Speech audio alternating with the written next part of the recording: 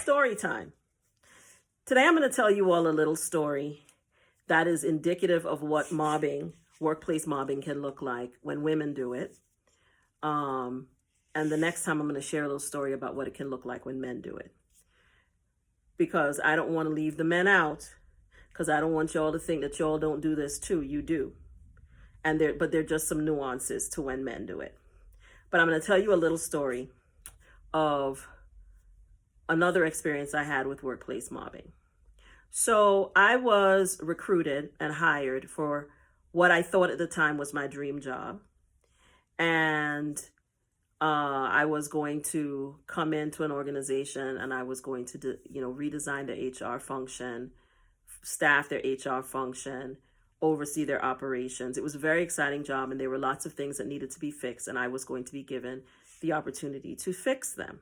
And I was always a fixer in my career. I actually enjoyed coming in and having very clear projects and tasks and things to do to improve organizations and improve the experience of the employees in organizations, especially when I was responsible for overseeing HR. And I was usually responsible not just for HR, but for overseeing finance, overseeing, administration, overseeing all of the operations at a lot of different places. So I took this job. I was very excited about it. And one of the reasons I was excited about it is because it was how I had exited a working environment that I had found to be very toxic. You all remember me talking about working for the handmaiden of the devil. So this was a job that I literally found in about 6 weeks' time after I decided that I wanted to get out of that place. And they recruited me. They told me that they wanted me to come in and help them redesign their HR. And they were going through a reorganization. They had just hired a new president and CEO. And they wanted me to help them with a reorg that the new president and CEO wanted to undertake.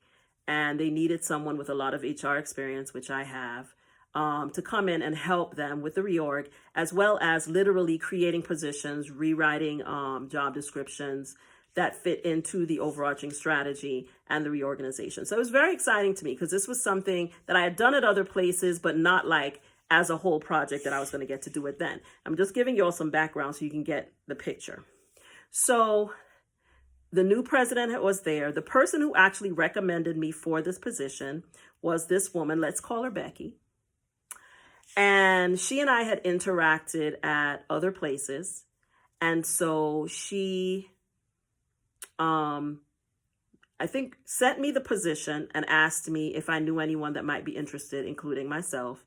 And that's what people do a lot when they're trying to recruit you. Sometimes it's very low key. They may not say, I want to recruit you for this job. They may just send you a job description and say, do you know anyone? This happens a lot in upper management roles. Do you know anybody who might be interested in this? Recruiters do it too.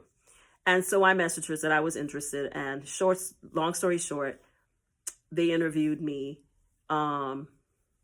They shared, what they told me in the beginning was that, they wanted me to handle this reorg, but everything else was solid. And of course, when I came in, I found out that that wasn't necessarily true. But my first inkling was this. I was invited to coffee with the president and Becky. And at that coffee, I noticed tension between the president, we can call her Karen, and Becky. And part of it were they were interrupting each other, and then there were these long, odd silences when I would ask a question. Sometimes Becky, who was reporting to Karen, would interrupt Karen when she was talking, and so on. And I remember calling my sister after and saying to her, I may have, this may be a problem. I'm not sure how big of a problem it is, but this may be a problem. And I may have told this story before, but I'm telling it again because it shows you how mobbing can happen, right? But I didn't really think anything of it till I started the job, because the coffee happened a couple weeks after they had offered me and I'd accepted, but I wasn't going to start the job for another 4 or 5 weeks because I'd made a big gap between the job that I left that I hated and starting the new job. I gave myself like 6 weeks. I took some time off, chilled, went to Trinidad for Carnival, jumped up a little bit. If you know, you know, had me a good time. And then I came back and started my new job in February. So we had the coffee probably towards the end of January. And I noticed the tension between the two women. Then I start the job and I uncover problems in the department. Not problems that I couldn't solve. I solved the problems, but I uncovered problems that I hadn't been told about. There were things that were dropped on me that I hadn't been told about that I had to deal with. But then I also noticed something else happening. I noticed that we would have these weekly executive meetings, and it would be me, my supervisor, who was the president, Becky, and two other guys who were on the team. Now, Becky had oversight of the programs at the organization, and it turned out that she had been at the organization for like 20 years or something, right? And this person who I was reporting to had just joined the organization. Maybe I came in February. That person came maybe the fall or the beginning of the fall before, had been hired by the board. The president before her had retired, and they had done a search and hired her as president. And I get into the organization and I find out that Becky had actually applied for the job. So I want you all to put a pin in that for a minute. So when I came into the position, I was told that I was given the role of a director, right? Now I have oversight of all these functions, but I'm hired as a director. I get in there and I realize that all my counterparts, including Becky, have the title of vice president, but I'm a director. So one of the first, and I have been hired and told that I have to report to Becky for the first 3 or 4 months, for the rest of the fiscal year. The fiscal year ran through June 30, started on July 1st. That through the rest of the fiscal year, I would report to Becky. And then as of July 1st, I would then report to Karen, the president. And I thought that was odd as well. But I was still having weekly check-ins with Karen, who was going to become my boss on July 1st. And I would always have weekly check-ins with Becky, who was my current supervisor. Y'all see the dynamic there, right? I'm working on the reorganization details with Karen, but I'm working on everything else that has to do with my function with Becky.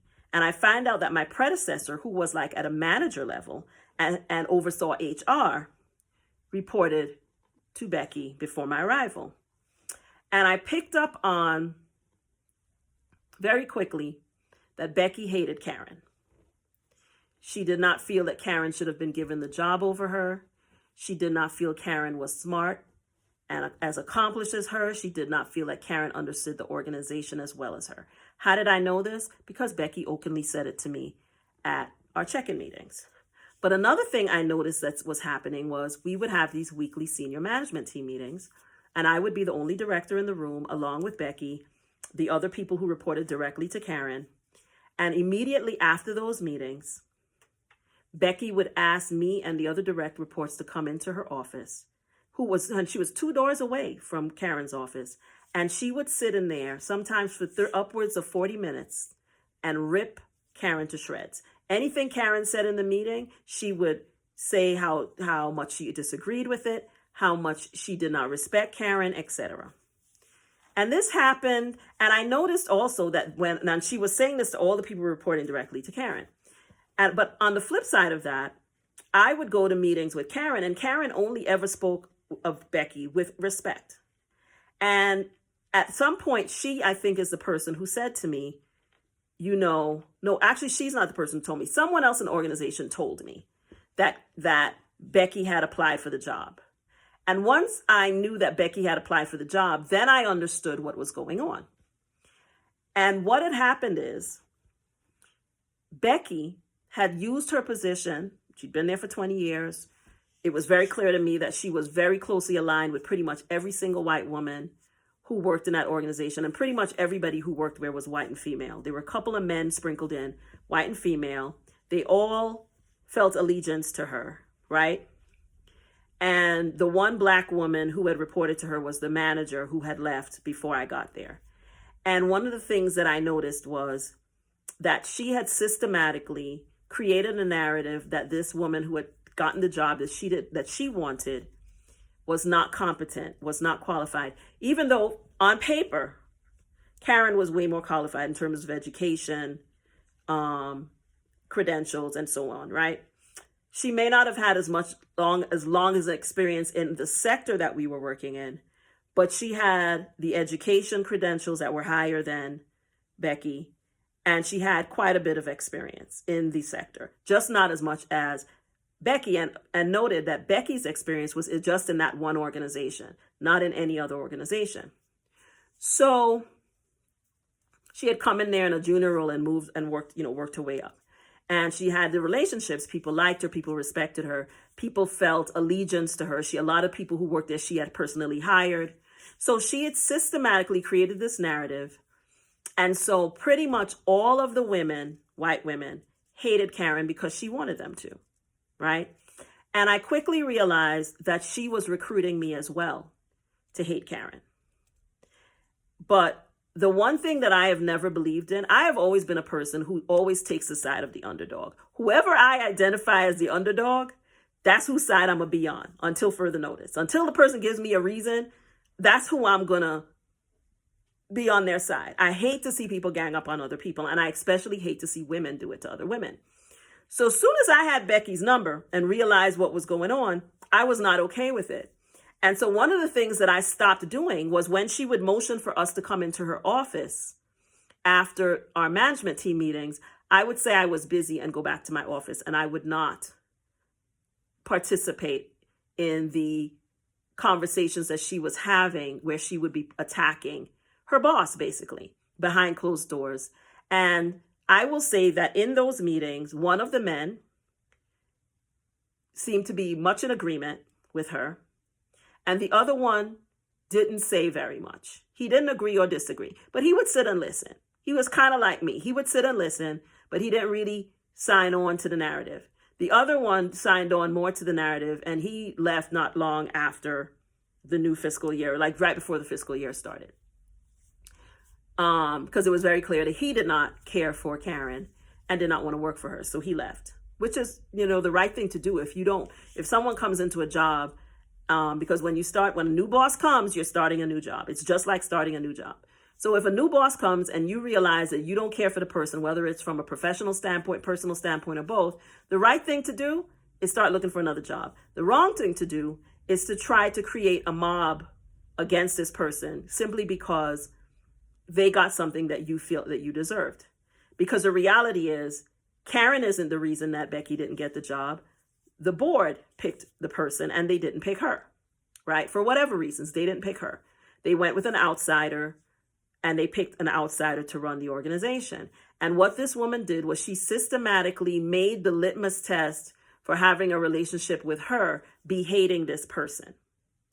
And so she started doing things to see if she could get me to agree with her narrative and to participate. And I refused. I had seen this movie before, though.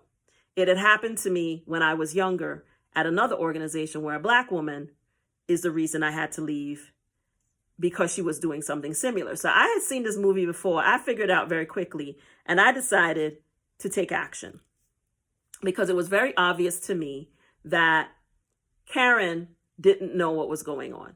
Karen thought that she and Becky had a very good working relationship, that, everything was fine, and she did not understand what was happening. She felt that people were reserved with her, but she felt they were just getting used to her, and she did not realize that there was a whole campaign being undertaken to undermine her authority. At one point, there was something she told me to do, and Becky told me not to do it. And Becky at the time is my supervisor, right?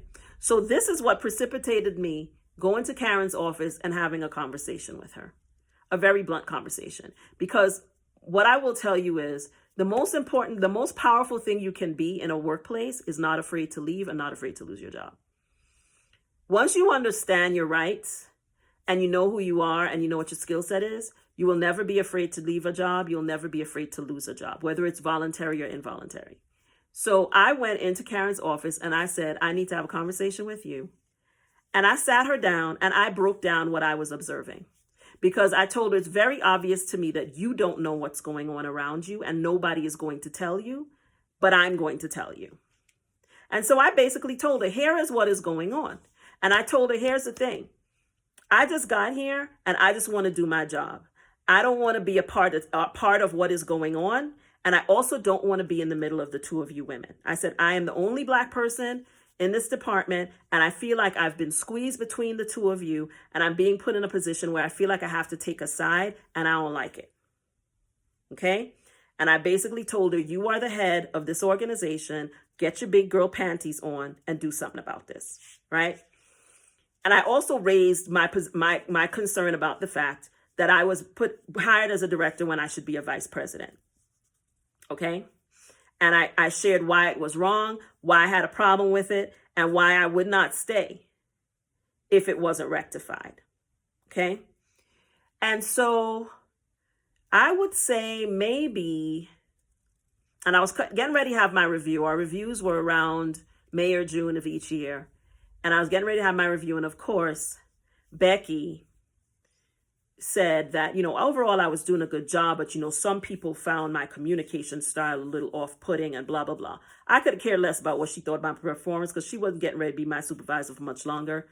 And I already knew that, unbeknownst to her, there were wheels turning that she was not aware of, because now Karen was aware of what she was actually doing behind her back.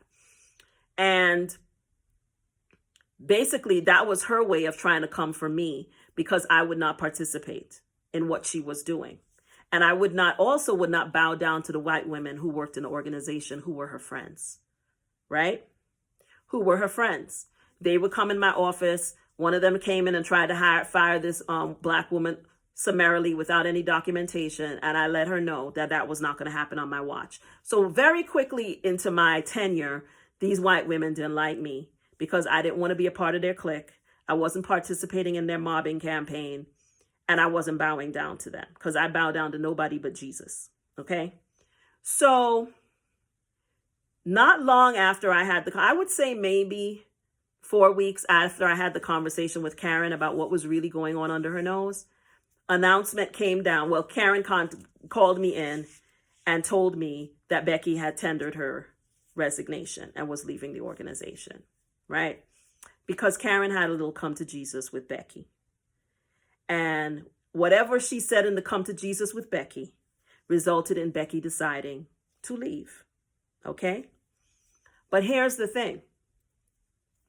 One of the things that I explained to Karen that would later come back, and I'll tell you in another story time how this came. Actually, I told you a little bit in the story I told you before about how some of the same women ganged up on the man that replaced Becky. They ganged up and pushed him out of there in less than 6 months because he was male and he was Palestinian, right? But one of the things I explained to her was, if you really want to root this situation out, you can't just get rid of Becky. You have to get rid of all of them.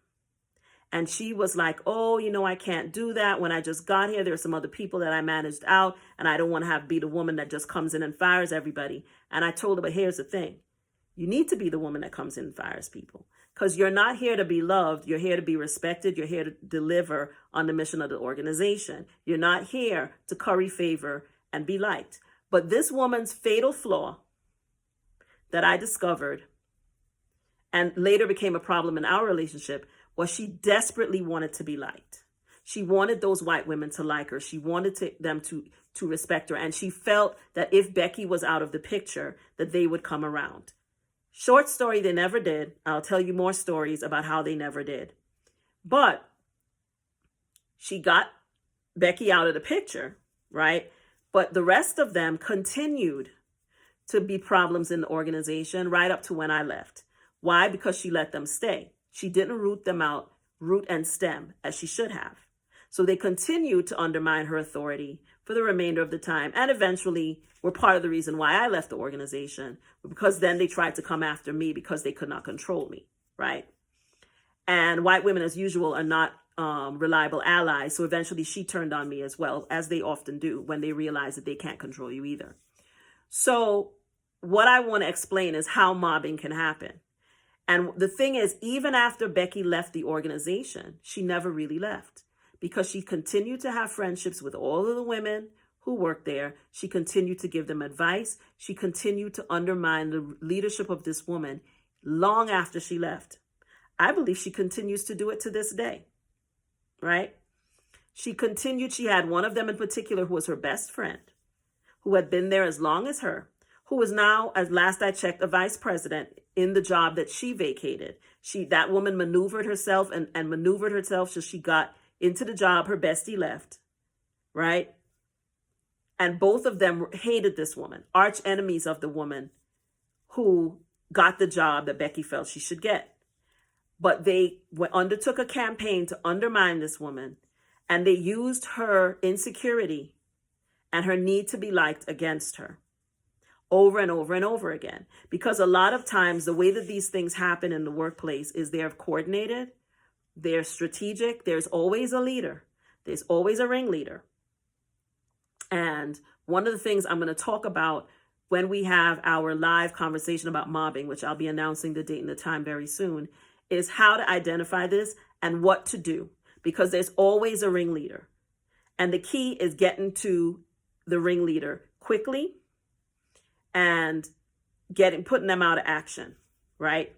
And a lot of times the ringleader is someone who seems very benign. People overlook them. They don't realize that they're the ringleader, right? And so this woman was the ringleader. But even after she left, she continued to be the ringleader from afar because all her plants had been left there. So even after she left, she was still pulling the strings. She was still causing discord. She was still trying to undermine the leadership of the person who got the job she felt that she deserved, right? And so these are things that women do. We have been taught to be underhanded, right? We have been taught as a gender to not say what we mean and mean what we say, especially white women. We have been taught, right, and conditioned to not be direct with each other and tell each other the truth, but instead go around each other, behind each other's back. And all of us do it. But white women have turned it into an art form because they have been conditioned to do that. They have been conditioned that they must smile, that they must pretend to like things they don't like. And so they go behind each other's backs because these were two white women that did this to each other. Okay? And I always tell people, the only thing that's worse than how some of them has treated me in the workplace is the way that I've seen some of them treat each other. Same thing with us as Black women, right? Because we're learning from them and some of us are emulating the same behavior. And so I think it's really important for us to understand that at the root of all of this is what? It's always fruit of the white supremacy tree and the white patriarchy supremacy tree, right? And so this woman literally undertook a campaign to, try to get rid of this woman. Her goal really was to make this woman look so bad that the board would think she wasn't doing a good job. And the only reason that didn't happen was because of me. Okay? And they may never admit it, but it was because of me. Because I spoke up and I said something.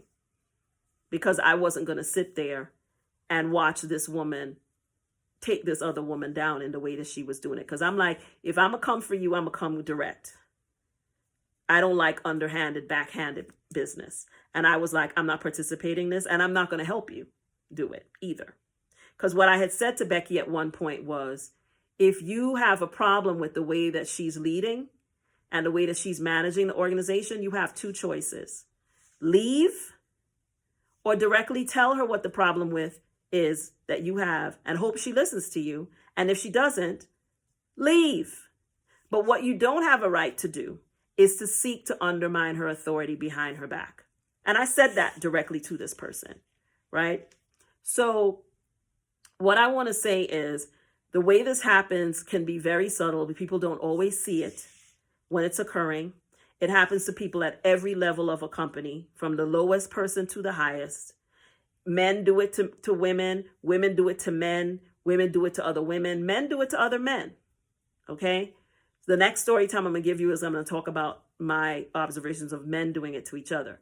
So I think it's really important to recognize this because I think this is a huge issue in the workplace that not enough people are talking about. And so we're going to have a live inside of my community. We're going to talk about it. We're going to allow people to share some of their experiences, but it is not going to be a gripe session. For me, everything has to be solutions-based. So for me, it's about empowering people with information and tools to combat this in their workplace and to recognize it as soon as it's happening and to know what to do to make it stop. Okay? But I hope this story time was helpful. I hope it shed some light on how mobbing can show up at work in ways that you may not necessarily be aware of. It's not always just a little mean girls, one person or two people, kind of thing. It can be like a whole group of people. This was like whole departments of people being led by this person in this behavior. Okay. So it's a real problem. It's a big problem in not just American workplaces, but in American workplaces. And I feel with the climate in the United States, it's only going to be worse. So I think we need to talk about it. We need to talk about how to combat it, and how to use it to make an exit from an organization as well. So I hope you enjoyed the story time. Let me know what you think in the comments. And stay tuned for my announcement about the date and time of the next live, where we will talk about workplace mobbing, what it is and what to do about it. Okay, I hope you enjoyed this. I'll see you in the next video. As always, if you enjoyed this video, please hit the like button. Please subscribe to my channel. Please share this content with a friend. Stop right now and hit that subscribe button, hit the like button. And always remember that HR is not your enemy, but they're definitely not your friend. I am, and I'll see you next time. Bye.